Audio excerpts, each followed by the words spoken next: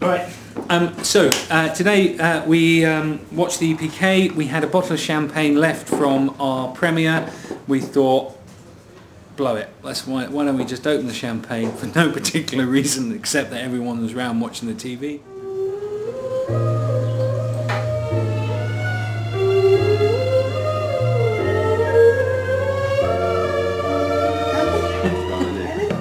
There you go. How many times have you had champagne with any other distribution company?